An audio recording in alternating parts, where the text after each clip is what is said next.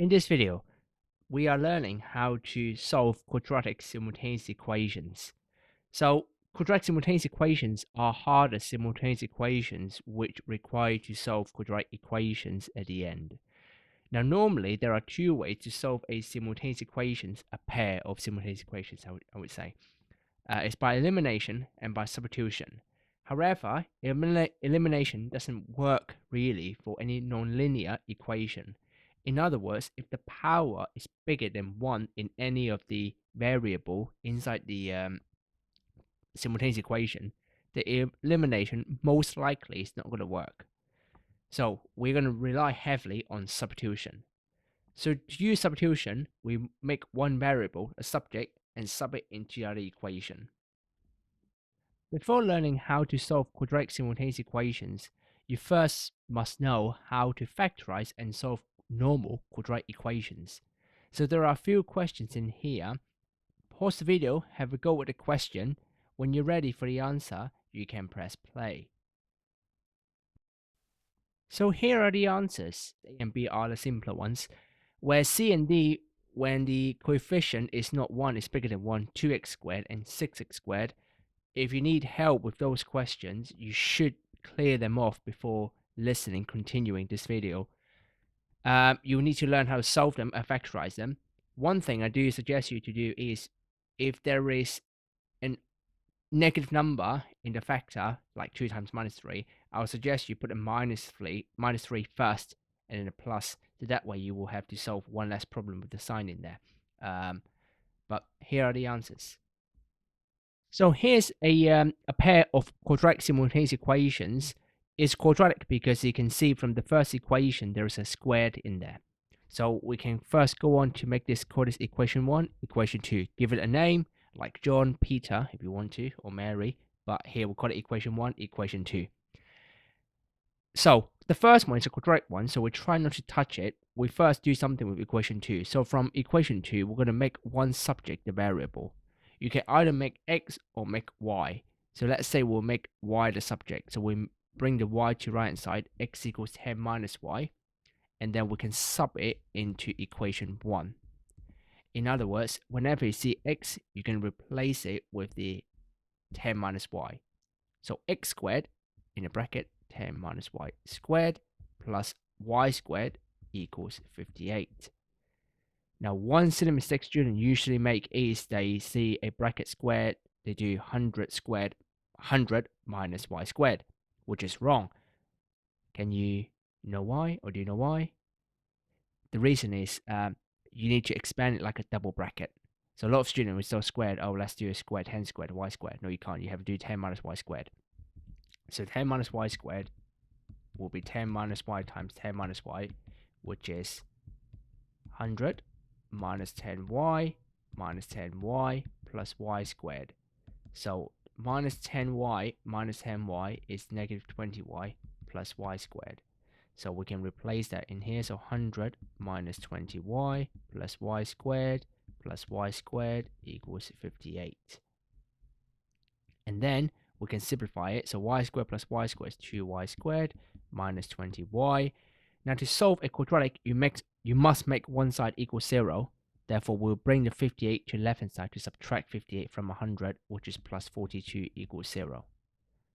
It looks like quite big numbers in here. We can't really solve it. But actually, because all the coefficients are even, we can make our lives easier by dividing everything by 2 first. When you divide left-hand side by 2, you must also divide right-hand side by 2. So divide that by 2, it will be y squared minus 10y plus 21 equals 0. So factors that multiply give positive 21, but to add to give minus 10, 3 and 7, minus 3 and minus 7. So y minus 3, y minus 7 equals 0. So therefore, y equals 3 or y equals 7. Now, but the solution of any pair of simultaneous equations is a pair, two answers, one x and one y. So in here we've got two y values. We have to find the corresponding x values. We can use this new equation we made from equation 2, x equals 10 minus y, to help us. So x equal 10 minus y, which is 3, and x equals 10 minus y, which is 7. So x equals 7, x equals 3. So solution wise, we're going to write it like this. So x equals 7 and y equals 3 as a pair, and x equals 3 and y equals 7 as a pair. Now you can't mix them up. When y is 3, x is 7. When y is 7, x is 3. You can't just swap it. Another example, quite similar, just to want to do one more with you so you get a bit more comfortable before you go on to do some practice questions on your own. So here you can see this time, first equation is y equal 2x squared plus 9x plus 1, and the second one is y minus 9 equals 3x. So let me ask you a question. Which equation would you start working with? 1 or 2? The answer would be equation 2, because you want to choose the one without the x squared to start with, so you can make y the subject in here. So from equation 2, from 2, I can make y the subject by bringing the minus 9 to right hand side, make it y equals 3x plus 9, and then we can sub into equation 1.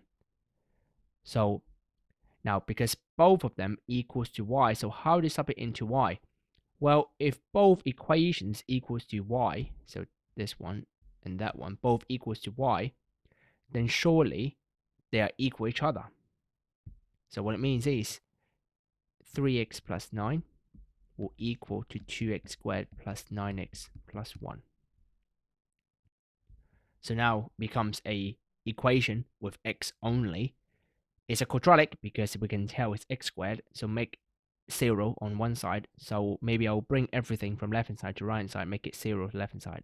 So subtract 3x from 9x, which is positive 6x, plus 9 minus 9 becomes minus 8. Again, everything divisible by 2, so I'll divide everything by 2 to simplify the numbers. So 0 equals x squared plus 3x minus 4. It becomes something quite easy to solve. Minus 1 and plus 4. So x equals 1 or x equals minus 4. Are we done yet? Of course not. We have to find a y value corresponding to the x value. So x equals 1, y equals 3x minus 8 plus 9. So y equals 3 times 1 plus 9. Y equals 12. Y equals 3 times minus 4 plus 9. Negative 12 plus 9 is negative 3. So we've got our pair of pairs of answers.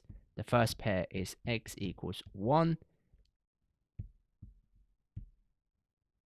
and y equals 12. The other pair is x equals minus 4 and y equals minus 3.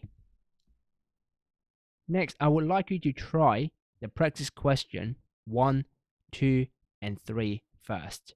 And they can check your answer. When you get comfortable and correct, then move on to question 4. Okay, pause the video now and have a go with the question 1, 2, and 3. So here are the answers. Check your answer. Make sure you don't make a silly mistake where you just square each term. You should be making a double bracket and square it and expand it. So here are the answers. Now, one thing I do actually want to say for question 2 is this part of the quadratic is not quite usual what you see in here without a c term, without a constant term. So this one, you will have to factorize an x out. You can factorize 2x. And then, so x times a bracket equals 0. Think of it like 2 brackets. So when you've got a bracket and a bracket equals 0, so each bracket equals 0. So x equals 0 is an answer. And then practice question 3, you can use a calculator, especially last part where you should chuck it in a calculator. Be mindful and don't forget to put a negative when you sub in the x, because when you put a minus and then square it, the calculator will make it positive, where it should be, because you have to put a bracket. Negative squared is positive. So minus minus 12 becomes a plus. Here comes the last practice question. Have a go with the question first. It looks quite complicated, but actually it's not. Just follow the same steps. Make one equation a subject, a variable, and then sub into the other and try to solve it. If you have no idea how to do it, if you've tried it, if no idea, carry on playing the video. If you haven't, pause the video, have a go at the question. When you're ready for the answer, you can press play. So, first of all, again, we have to give them a name. Equation 1 What a generic name. Equation 1. Imagine naming your child. You're 1 and you're 2. Number 1, come over for dinner. Number 2, go there. Right, okay, so which equation should we start with? Equation 1 or equation 2? Equation 1, because equation 1, there is no power. So from 1, we can make x a subject, so x equals 4y minus 1. So we sub into 2. Now x equals 4y minus 1. Whenever we see x, we're going to replace 4y minus 1 into it. So we see equation 2, there are 2 x's in there. So we have to replace both of them, the x in here and the x in here. So let me rewrite equation 2, but this time replace with the 4y minus 1. So x squared now is 4y minus 1 squared, remember bracket, minus 4x, 4y minus 1 times y plus y squared equals 13. First bit in here, remember a bracket squared is a double bracket. So 4y minus 1 squared is 4y minus 1 times 4y minus 1. That will give you 16y squared. I'm going to skip some calculation here. Gives you minus 8y plus 1. So now we can rewrite that bit as 16y squared minus 8y plus 1. Now the next part looks, again, a bit more complex there. 4 times 4y minus 1 times y. So what we can do is, let's look at bit by bit. Now if I ask you to do 4 times 3 times 5, you could work out this way, or you could work out 4 times 5 times 3. That will give you the same answer. Now why? Because in multiplication, the order doesn't matter. They have the same sort of priority when it comes to, there's no bit mass or anything because they all belongs to times. So whether you do 4 times 3 times 5 or 4 times 5 first times 3, it doesn't matter. So we'll do the same thing in here. Think of it like 4 times 4y minus 1 times y. We can do 4 times y first, and then we do 4y minus 1. So we can rewrite 4y bracket 4y minus 1. So if we expand the bracket, we get 16y squared minus 4y. So we can put it back in. Now, but don't forget the minus. Be mindful of the negative. Negative is cheeky. They always mess you up somewhere. So negative, to prevent them messing you up, put a bracket. Okay, so 16y squared minus 4y. That's just like a life jacket. Put a bracket on. When you feel like you're safe, you can take it off. Plus y squared equals 13. So 16y squared, we can't do anything in here. Minus 8y plus 1. But a minus, we can now unbuckle the life jacket. So minus 16y squared minus makes a plus 4y. Plus y squared equals 13. Collect the like terms and simplify it down to a nice equation. 16y squared minus 16y squared is gone. We see a y squared in there, we can write in the front. Minus 8y plus 4y is minus 4y plus 1. Now 13, we know it's a quadratic, so we want to make the right side 0. So bring the 13 to the left hand side, becomes minus. So plus 1 minus 13 is negative 12. Then we can use the quadratic. Well, if you use the formula, or you can factorize it in here. So that will becomes y minus 4 and y plus 2 equals 0. So go on and solve it. Y equals 6 or y equals minus 2.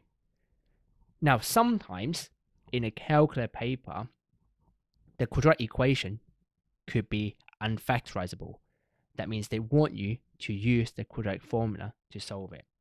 There are usually hints to this type of question. The first type is when they ask you, can you give your answer in 2 decimal places? Then you know you can't factorize it. Or if it's a calculator paper, towards the end, usually if the question comes up towards the end, then you might need to use quadratic formula. Now, sometimes, okay, don't think you've done something wrong if the quadratic equation does not factorize. It's not a trap, okay? It's not a trap. But if it's a non-calculator paper, they can definitely assume, I wouldn't say 100%, but 99.99% is factorizable. So y equals 6 or y equals minus 2, come back to this question. To find x value, to find a partner, okay, don't forget a partner, we have to put it back into x equals 4y minus 1. So x equals 4y minus 1. So x equals 23. X equals 4y minus 1. x equals to -2, -8 minus 1 is -9. So we can now wrap it up by saying x equals 23, y equals 6, x equals -9, y equals -2.